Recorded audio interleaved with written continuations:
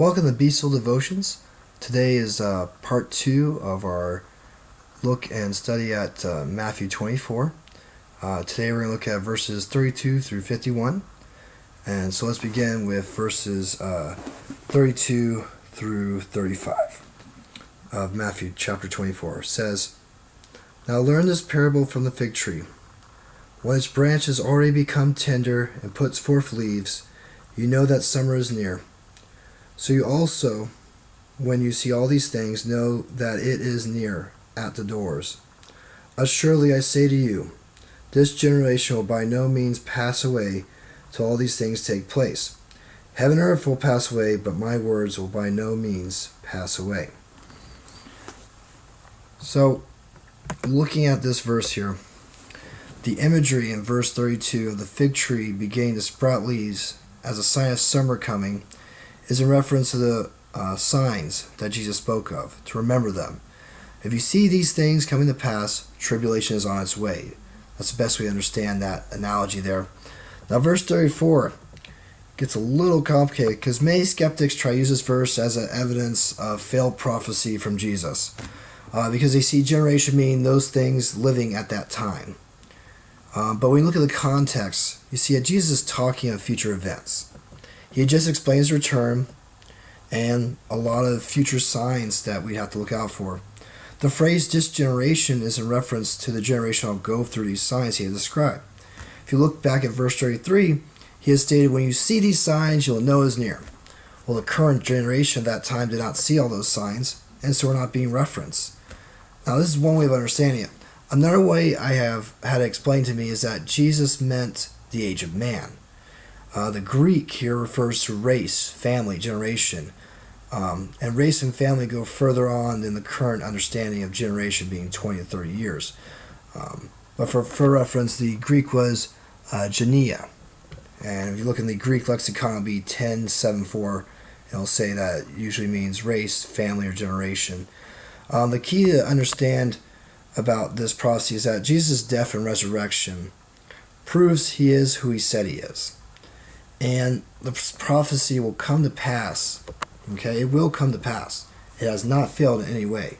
Now, man's understanding of this verse has been shown to be flawed and has failed. But Jesus' words never fail. Now, verse 35. Jesus promised that his words will never pass away. They're eternal. Heaven and earth will pass away. We'll see in Revelation that the old heaven and the old earth will pass away, and there'll be a new heaven and a new earth.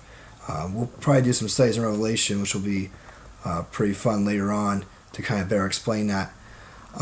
But the truth is about understanding this verse is it is important to remember that his words never pass away. You may have false teachers come at your door and try to tell you that God's message or gospel or words were lost to the world for an amount of time. That implies that his words, Jesus' words, the true Bible, were forgotten or lost. That is calling Jesus a liar and proves the person saying that is a false teacher. Now, let's move on to Matthew 24, 36 through 44. Let's read this real quick.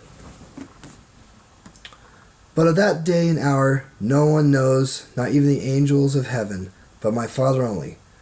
But as the days of Noah were, so also will be the coming of the Son of Man.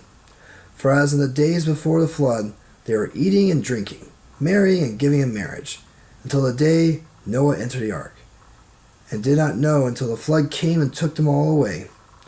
So also will the coming of man, Son of Man, be. Then 2 men will be in the field, one will be taken and the other left. 2 women will be grinding at the mill, one will be taken, the other left. Watch therefore, for you do not know what hour the Lord is coming. But know this, that if the master of the house had known what hour the thief would come, he would have watched and not allowed his house to be broken into. Therefore you also be ready, for the Son of Man is coming at an hour you do not expect."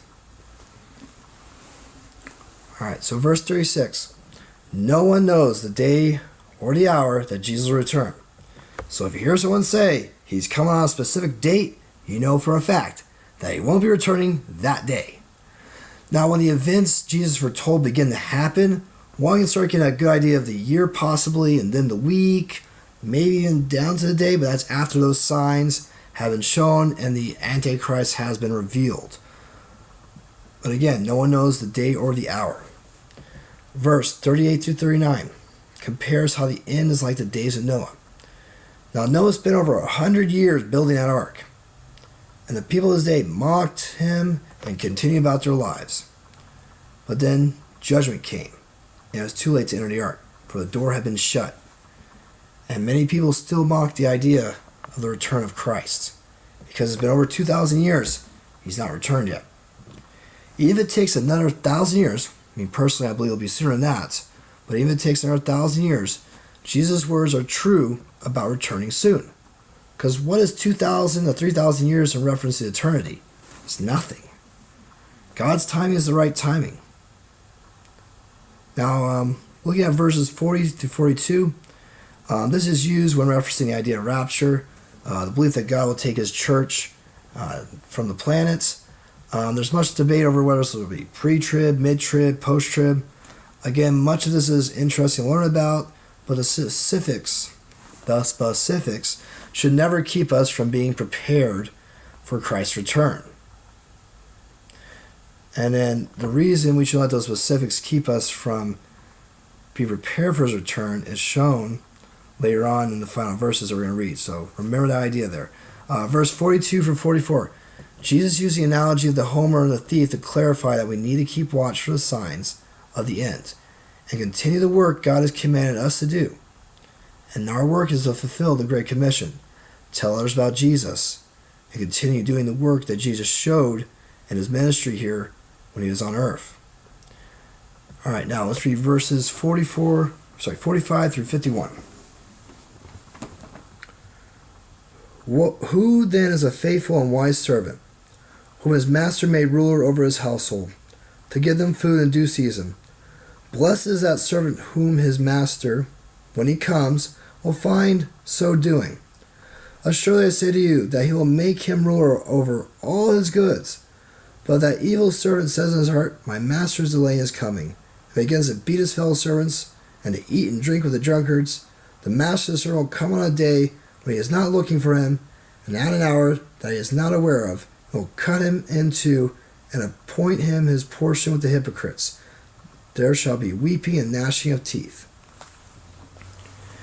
So, verses 45 through 51. You need to stay vigilant and continue the work of the faith. This is an indication of true faith. Our faith in Christ will cause us to do his work. The lazy servant is the one who has had the head knowledge, but has not committed their life to Christ. Their heart is not in the right place about this. They have other motivations for living in the Christian circle. Now, we have to understand that what is meant when you hear faith without works is dead, the work does not cause your faith to come to life. See, faith that is alive will cause you to work for the Lord. So be very vigilant to continue on the work that your faith is causing you to do in Christ. And be ready, be watchful. Because remember, Jesus is coming soon. Keep looking up.